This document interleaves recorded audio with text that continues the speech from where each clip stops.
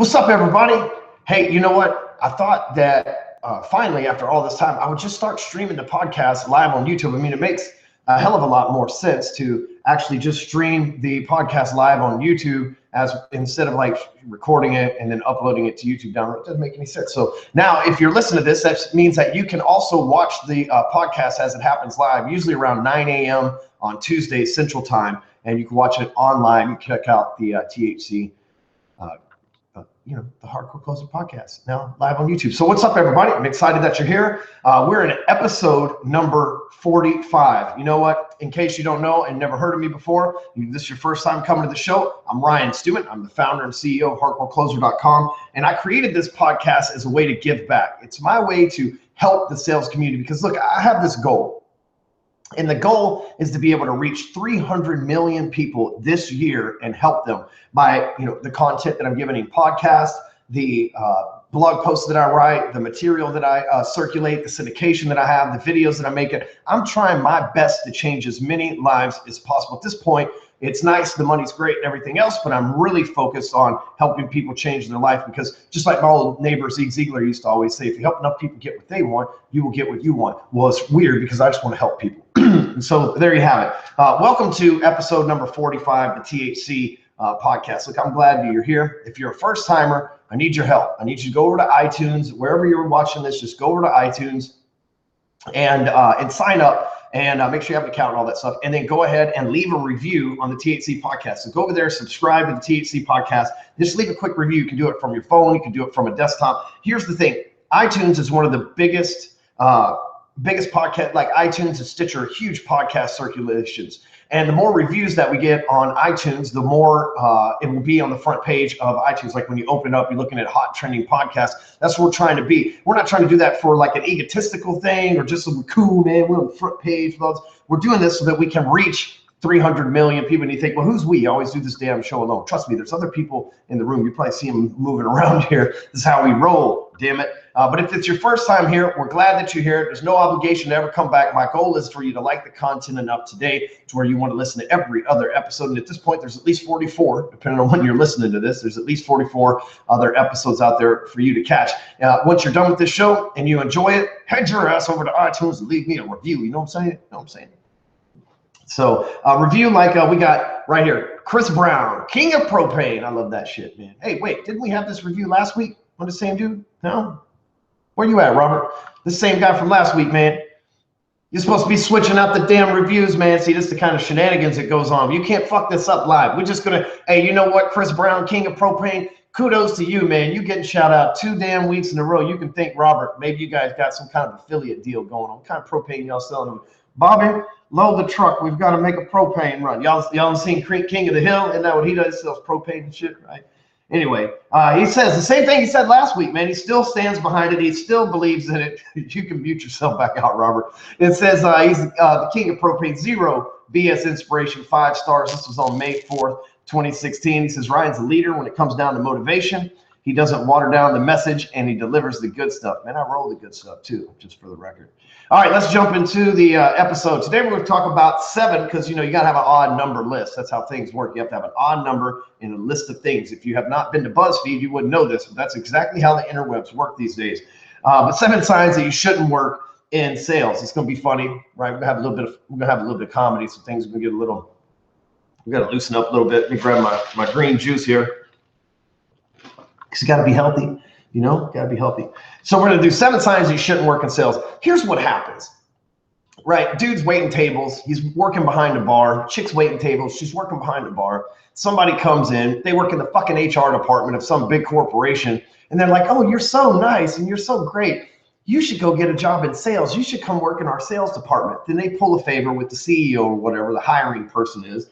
They get them in there and they're like, oh, this person has a great personality. He's a great friendly people person, blah, blah, blah. It turns out they're not a fucking closer. They're an order taker.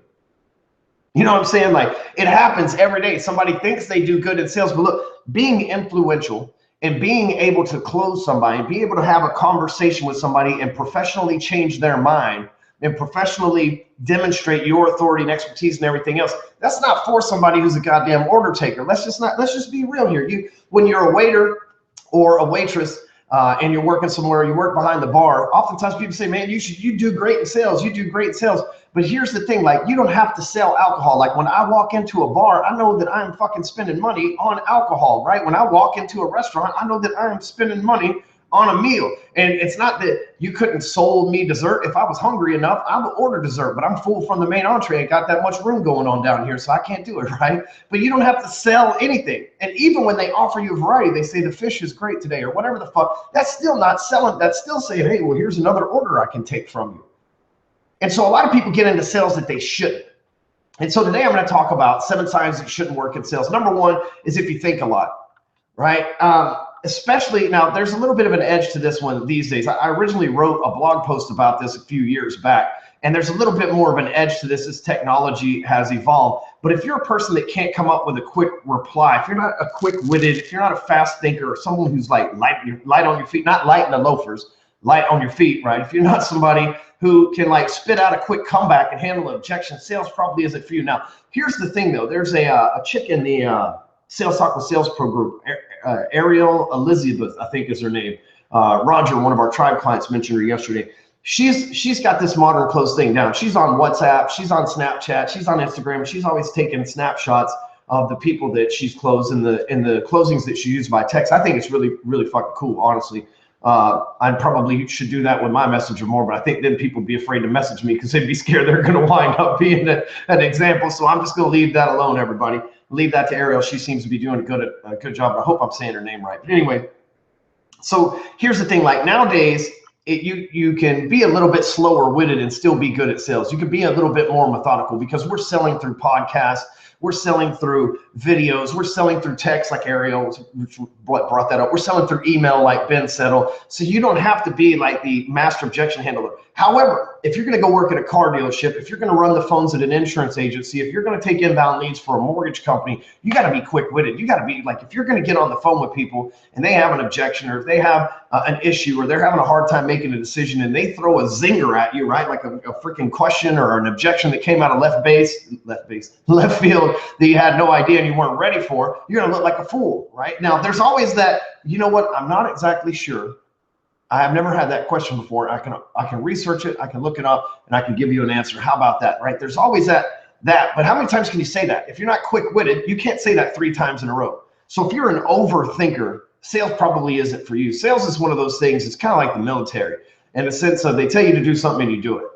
Right? That's why so many of us have coaches and mentors. It's not that we don't know what to do. We just need somebody to hold us accountable because it's a hard-ass job, right? And if you have to overthink things, you're never going to take action, right? Because there's just 2 types of people. There's the people who have to have it perfectly planned out before they do anything. And then there's crash dummies like me who just fucking figure it out on the way. I'll jump off the cliff. I'll build a damn hang glider on the way down. We'll just hope that we land properly. So number 2, reason that sales is not for you, the difference between the person that's waiting tables or working at the bar and the person that is a master salesperson is the person working at the waiting tables at the bar. They get paid every week, right? They got a check coming in, plus they got tips that they're getting cashed out. They've got a steady flow of leads, customers coming into their restaurant or the establishment that they work at. And if you think about it, a salesperson, like if you started in real estate today, I'll give you a real life example. So you just got your license in real estate today. It's going to take you 30 days to figure out what in the fuck you're doing. It's going to take you another 30 days to probably find a client. And if you're lucky enough not to piss off or lose that client, it's going to take you another 30 to 60 days to sell that house. Now, this could be worst case scenario. For some of you, this is best case scenario. But here's the deal. You're looking at a 6-month period before you get that first paycheck. Now, that first paycheck may very well be $20,000 or $30,000, and it could be a nice paycheck. And after that, you could consistently earn those paychecks over and over again. But dude, if you don't have a savings, if you can't go a couple of weeks or a couple of months rather without getting a paycheck, if you don't have anything built up, then sales probably is not for you. Let's just be real. Like if you don't have a nest egg, you're going to be looking for a salary. And here's the thing, if you get a salary plus commission, what happens is you usually only perform to the salary. Now, there's an elite group of people that listen to this podcast and that engage on our stuff that, you know, if we have a salary and we make commission, we really focus on the commission. But most people are not that way. Most people just aren't wired that way. I'm not being negative here or anything like that. I'm just telling you the facts, man. You know, if you can't go a couple of months, that's the way I would look at it. That says weeks here, but if you can't go a couple of months without a paycheck, then sales probably is not a good idea for you because then you're going to be desperate. right? Nobody buys from a desperate salesperson. You ever seen what's that dude's name on The Simpsons, man? He's always trying to say, please buy my shit, that guy. So you don't want to be all desperate, smell, be like the old carpet salesman who like smells of bad cologne and still got the greased hair. You don't want to be all that. So number 3, if you don't like meeting new people, sales is definitely not from you, because I can tell you one thing from personal experience. The people you know are going to be the least likely to buy your shit. That's just how it works. That's just how it is. They know you. They know your secrets. Like, think about me. When I first got into this coaching thing, and consulting and teaching people, this whole mentor, whatever the fuck it is that I do these days. When I got into this, it was like people were like, yeah, but weren't you just in prison like a few years ago? Like, yes, motherfucker, 2 years ago. What's that got to do with anything, right? But they wouldn't let that come in the way. I was like, dude, I'm a fucking expert at social media marketing. I have proven myself with no funding, no nothing. I've cut. And they were like, yeah, but weren't you just in jail? Like, dude, what in the fuck, right? Because it's the people that knew me. That's what they were like hold against me. It's like, you didn't even graduate high school. No shit, motherfucker. We all know this, right? But they were hesitant. When I was a loan officer, I got lucky. The first 2 people that I did business with happened to know me. I got lucky. I'm telling you, it had nothing to do with skills, just the planets aligned, and I was able to get some business from 2 people that knew me. After that, nobody did another deal with me. It wasn't that I fucked those 2 deals up, but I was under the impression that, oh shit, all my friends and family go and do business with me. Didn't happen like that. It didn't happen like that. Oftentimes, my cousins and things that age, they didn't even do their business with me, right? Because they didn't want me in their business. They're like, well, we don't need to tell them how much we make, or that our credit's this, that, or the other, or we owe this. So like, people are fucking weird about that, especially people that we know that are close to us. So if you hate meeting new people, sales is not for you, because most likely your friends and family are not going to be the ones to buy from you. You're going to need to talk to strangers. You need to put your happy face. We call it sunshine. My boy, Fortune's O'Neill, man. When I sold cars, Fortune would always walk around, man, you having a bad day. He'd say, hey, man, sunshine. It make you smile. Put sunshine, bro. You got, dude, when you meet new people, you don't want to be like Eeyore. It's like, hey, man, nice to meet you. Brought you in today, right? Like, you can't get away with that. People don't buy from stolen donkeys. That's just not how it works. You got to go in there and be excited to meet a new person. Oh, hey, what's up? You have to look at each person as if there's some sort of opportunity to make money, because that's what they are. And excitement is what creates, it creates people to like you, right? Nobody goes, hey man, I want to go hang out with my most boring friend. Or hey, I want to go buy from the most boring person, especially if you sell something like a house or a car or a mortgage, something that takes a period of time. Like, nobody wants to work with a boring ass person. They want to work with somebody who's excited and confident and motivated. Those are the qualities you must have to be a salesperson. And if you don't like meeting new people, you'll never have those qualities towards them, and sales will be a wreck for you. Listen, here's the other thing. If you're not prepared for negativity, sales is not for you. Number 4 on our list here. We spend most of our time in sales being told no. We spend most of our time in sales being turned down by people, especially those of you that are unfortunately still having to make cold calls and knock doors. You spend most of your time being told to fuck off and called a jerk wagon. I'm going to report you, and I'm on the fucking do not call list, and stop bothering me, and no, for the 50th time, you can't talk to the CEO, and all that shit that we have to deal with. If you can't develop thick skin, if you can't get past the negativity, if you can't deal with haters, dude, sales is not for you. Because look, haters are going to come from your prospects that don't want to be contacted, or that maybe your company's pissed off in the past. Haters are going to come from other salespeople as you start to do good in the company and start to make more money. Hater may even come from management or upper management, because all of a sudden you're making more money than them, or all of a sudden the company's dependent on you because you're carrying everybody's back.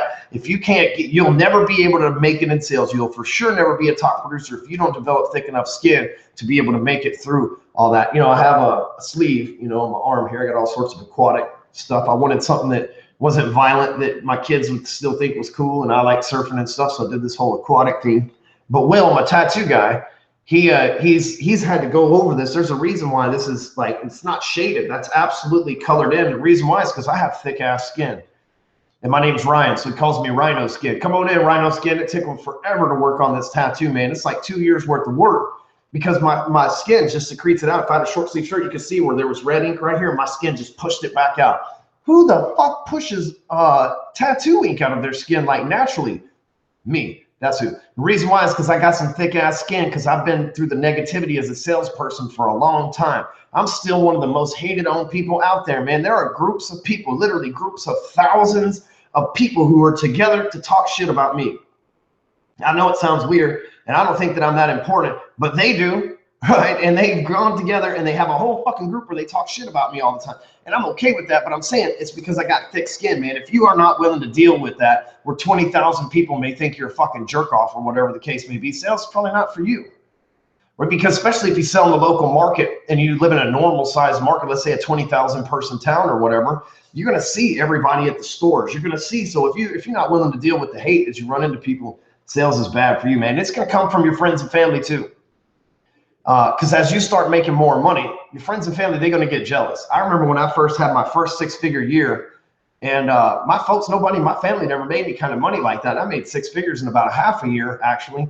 And then all of a sudden I was fancy pants, big fucking real estate, high school dropout Ryan, right? Like nobody fucking believed they thought I was selling drugs, right? Like they for sure, I'd tell them that when I started this venture here, again, they thought I was selling drugs. Like, I haven't fucking sold drugs since 1999. Like, I don't know why I keep getting accused of that, right, by my family, but that's how it is, right? They always they assume that you just can't, because listen, most of our families, no offense to them, but most of our families aren't doing shit. Most of our parents aren't multimillionaires that own businesses, right? Or we wouldn't be in sales. We'd have graduated Harvard and be a fucking lawyer somewhere or something like that. Right? Most of us didn't have that kind of future provided for us. So it's hard for when people that are around us and that know us, especially like me, they know me for my faults and everything else. It's hard for those people around us to accept that maybe we chased our goals and maybe we made some things happen that they weren't able to make happen. And it's like crabs in a bucket, man. The hate begins. And that's across every culture. That's just how it is, man. So if you're not willing to deal with negative, customers getting pissed off, refunds, clawbacks, your family hating on you, your friends saying that, oh, you changed. I remember when I first started making like $500,000 a year, my friends are like, oh, he thinks he's somebody. He thinks he's better than all of us. Because it's like, no, I don't think I'm better than anybody. What the fuck, dude? I just bought you guys beer. You should be happy. Not how it works. So number 5, if you can't picture yourself getting rich. Now, I want you to think about this for a minute. I'm really talking about picturing yourself getting rich. Like most of us say, like people join our Break Free Academy Entourage program. If you haven't heard of that before, go to breakfreeacademy.com/entourage. But most people, they say, oh, I want to make 20 grand a month. But they have no idea what 20 grand a month looks like. They have no idea how many sales that is and how many hours it's going to take to make those sales, how many leads it's going to take to make the contacts to get to those sales. They have no plan of actual action to get there because they really don't picture themselves being rich. See, I know in order to make $2 million a year, you need to sell $6,000 in some change in products every single day. Our goal is $6,000 every day. Most days we do better than that, so that's good for us. But that is our goal every single day, and we've mapped out that we need to get rid of 65 bucks to be able to do that every single day. And so we have a plan because I could see when I got into sales, I mapped out how many mortgages I want to do a month so that I could visualize and I could see myself getting rich, getting wealthy. Because here's the thing about sales: you make your first 100 grand, you pay off all your student debts and shit like that. It's fucking awesome. The next year you make 100 grand again, you go buy a little bit nicer house and a car, but you got a little money left over if you're doing it right. The next year, maybe you get married and your significant other, they add to the bucket, right? And all of a sudden you're splitting the bills in half. You're able to save a little bit more if you're diligent. Most salespeople will blow their shit on hookers and blow. It is what it is. I'm saying for those of you trying to get your life together here in 2017, you start saving money together. What happens, 3 or 4 years into it, you're probably making $200,000 or $300,000 if you're good at what you're doing and you're growing and you're asking for referrals and you're exponentially expanding. And so as a direct result of that, you have an abundance of money. You can invest in real estate, and it's how it is. The rich keep getting richer, right? It's that simple. If you have money, you can parlay that money into other things. Mouth dry, good old green juice there. If you have money, you can parlay that money into other things. And so if you spend 10, 20 years making 150, 200 grand a year in sales, and you're diligent with that money, you can turn it into millions in real estate investments, stock portfolios, life insurance payouts, all the things that smart financial people do. So if you can't picture yourself getting rich, then sales probably isn't for you, because sales is an opportunity this is, what do they call it? There's no ceiling, right? It is a limitless opportunity to earn an infinite amount of commission. Now, here's the other thing about getting rich. When I was not rich and I was going through tough times, I drove through the neighborhood I live in almost every day. I envision myself driving into the driveway that I drive into now. When I drove an older car, I envision myself driving a brand new car and parking it in the garage. I always thought, man, I'm going to have a Maserati and I'm going to live in this neighborhood. And I start picturing myself, what's it going to take to get there? I'm staying motivated. I'm staying focused. I'm watching my goals. I live here and I drive a Maserati. I got a Porsche too. It's kind of cool. And I say that because I envision myself rich. It took me 5 years to make my first $1 million in 12 months. But then it only took me 3 more months to make number 2. And so if you're a good steward with it, then you can, and we'll probably make 8 this year. That's the goal, just by the way. And if you're a good steward with it and you do what you're supposed to, you can continually grow your rich. They say the rich gets richer. That's because you just start freeing up more money. And as you put your money to work for you, great things happen. So if you can't picture yourself like seriously being abundantly rich, you're going to run into a lot of upper limit things, and it's going to really cause a hindrance on you.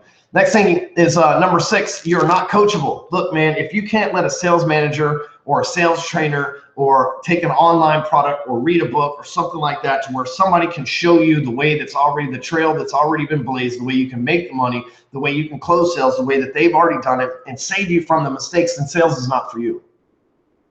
Right? I'm not just saying, like, I think that you should join Bravery Academy Entourage for one, and surround yourself with other salespeople who get it and treat them as if they're mentors. But best case, get a book, elevatortothetop.com. You can grab my book for free there. But if you're not a coachable person, if you're not wanting to learn more word tracks, if you're not wanting to learn more ways to communicate with people, more NLP tactics, more ways to write, ways to get better at video, if you're not wanting to learn how to better yourself so that you can make more money, and you're not coachable, sales ain't gonna be for you. Because sales, like, nobody can sit here, not me, not any of the immortal sales gurus out there, nobody can say they know it all. Nobody can say they're the world's best salesperson, because there's always somebody who can sell something better than you because they're an expert at their craft. And the thing is, every salesperson that I know that's a top producer is 100% coachable. They listen to their mentors, they listen to their sales manager or the CEO of their company, or they are the CEO of the company and they've got a board of advisors. They listen to, like, they have books that they read, they go in through training programs. Like, this is what it takes to be a top performer in sales. And if you're not coachable, if you're one of those, like, I think I know it all, leave me alone, like, you probably won't make it. I see it all the time. People think they know better. And those people, they get kicked out of the sales game quick. Fucking order takers. All right, number 7, if you're not cut out to close. It's one thing to be a great feature speaker. Here's all the features. This car has new paint, new rims, gives you a rim job, right? All this little stuff. But it's another to be able to say, sign right here for payments of $490 a month for the next 92 months. And if you want a $500 payment, we can come up, right? But it's like, it's one thing to close. Now, here's the thing about the closing. The close is the grand finale in a smaller series of agreements and sales.